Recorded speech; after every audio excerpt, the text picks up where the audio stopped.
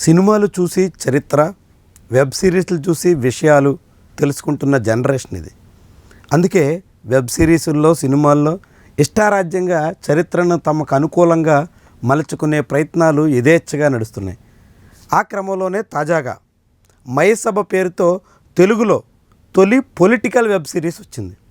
Political web series అంటే ఒక real story ఆధారంగా వెబ్ సిరీస్ రూపొందించారు. నారా చంద్రబాబు నాయుడు, వైఎస్ జగన్మోహన్ రెడ్డి ఈ ఇద్దరి బ్యాక్గ్రౌండ్ నుంచి ఈ వెబ్ సిరీస్ మయసభ పేరుతో వచ్చింది. నారా చంద్రబాబు నాయుడు క్యారెక్టర్ని ముద్దు కృష్ణమనాయుడు పేరుతో, వైఎస్ఆర్ క్యారెక్టర్ని ఎంఎస్ఆర్ పేరుతో ఇందులో రూపొందించారు. వాస్తవానికి ఇది ఇద్దరి జీవిత చరిత్రలో అని చెప్తున్నప్పటికీ చంద్రబాబు నాయుడు బయోపిక్ని రూపొందించినట్టుగా కనిపిస్తోంది.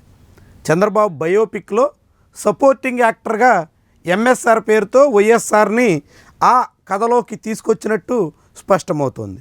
పూర్తిగా చంద్రబాబు నాయుడు చుట్టూ కథ అల్లుతూ, చంద్రబాబు నాయుడు ప్రాధాన్యతను వెలుగెత్తే రీతిలో చాటుతూ, అదే సమయంలో వైఎస్ఆర్కి సంబంధించి ఎంఎస్ఆర్ పాత్ర ద్వారా అనేక రకాల నిందలు మోపే ప్రయత్నం చేశారు. అదే ఇప్పుడు వైఎస్ఆర్సీపీలోని చాలామందికి ఆగ్రహాన్ని కలిగిస్తోంది. Mayasabha web series first season ద్వారా వైఎస్ఆర్ని చిన్నబుచ్చారు అంటూ చాలామంది ఇప్పటికే తమ అసంతృప్తిని వెలుగెత్తి చాటుతున్నారు.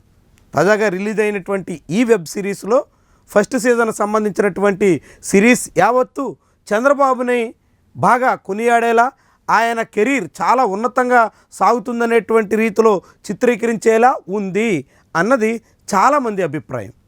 అదే సమయంలో వైఎస్ జగన్మోహన్ రెడ్డి కుటుంబమే పూర్తి ఫ్యాక్షనిజం అన్నట్టు, ఫ్యాక్షనిజంలోంచే వాళ్ళు ఎదిగారన్నట్టు స్వయంగా మరదల క్యారెక్టర్ ద్వారా ఎంఎస్ఆర్ మీద చేసినటువంటి ఆరోపణ దాన్ని చాటుతోంది. అట్టా జగన్మోహన్ రెడ్డి బ్యాక్గ్రౌండ్ అంటే రాజశేఖర రెడ్డి కుటుంబాన్ని చాలా చిన్నగా పూర్తి ఫ్యాక్షనిజం అనేటువంటి రీతిలో ముద్ర బలపరుస్తూ, చంద్రబాబు నాయుడు యూనియన్ లీడర్గా యూనివర్సిటీలో అడుగుపెట్టి చాలా శక్తి సామర్థ్యాలతో ఎదిగినటువంటి నాయకుడిగా చిత్రీకరించడం మయసభ ప్రత్యేకత.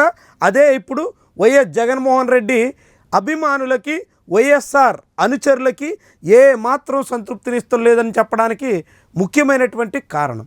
దేవ్ కట్టా రూపొందించినటువంటి ఈ సిరీస్లో చాలామంది సినిమా యాక్టర్లు కనిపిస్తారు. ఆది పినిశెట్టి, నాజర్, అదేవిధంగా సాయి కుమార్ ఇలాంటి బాగా ఎక్కువ మందికి తెలిసినటువంటి పేర్లు, ముఖాలు కూడా కనిపిస్తాయి. సిరీస్ యావత్తు ఒక రాజకీయ డ్రామాని రక్తికట్టించే రీతిలో ప్రయత్నం చేయడం, అందులో మళ్ళీ కొన్ని ట్విస్టులు అక్కడక్కడ పేర్కొనడం అంతా కూడా ఆసక్తిని రేకెత్తిస్తుంటుంది. ముఖ్యంగా ముద్దు కృష్ణమనాయుడు క్యారెక్టర్ తన పెళ్లికి ముందే ఒక సినిమా యాక్ట్రెస్తో ప్రేమలో పడినట్టుగా, ఇలాంటి అనేక రకాల కొన్ని సినిమాటిక్ సీన్లు కూడా మిక్స్ చేసినట్టు కనిపిస్తుంది.